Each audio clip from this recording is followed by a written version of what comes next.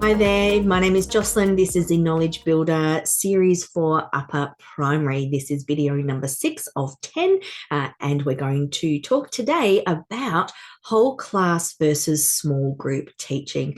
Now, there may be times when you do want to work for a very short period of time with particular groups, particularly your strugglers. However, if you have inclusive teaching, that means that you can teach these fundamental age-appropriate concepts and the knowledge and skills students need whole class and differentiate support. I'm going to say that again.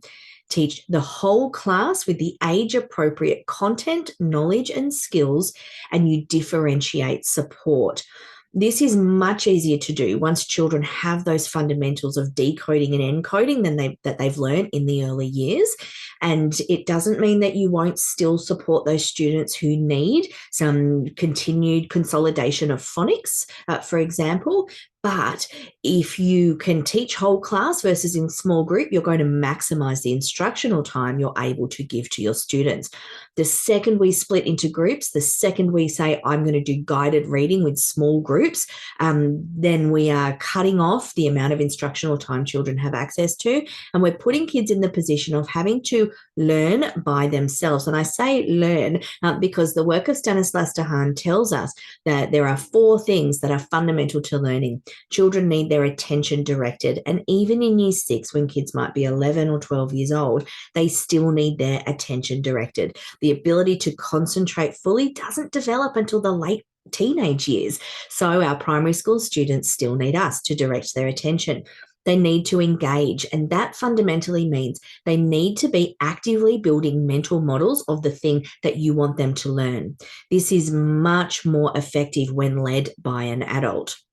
The third thing is they need error correction. If they're working on their own, how do they know whether they're making a mistake or whether they're on the right track or not? And finally, they need consolidation. These 4 pillars that Dehaene talks about are critical for learning.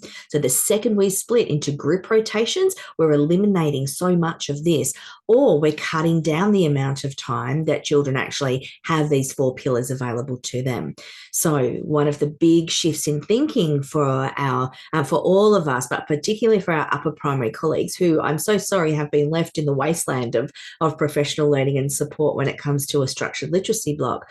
One of the big shifts in thinking for us is how do we move from that small group guided reading, writer's workshop kind of approach to whole class teaching that is structured and supports everybody to learn. I hope through this series I'm sharing some tidbits that might help you get there, but there's so much more to come for you upper primary, don't you worry.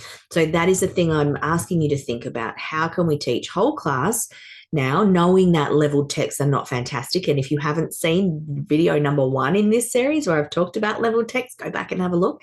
That how can we teach whole class versus small group so we can maximize the amount of instructional time and support that every child receives.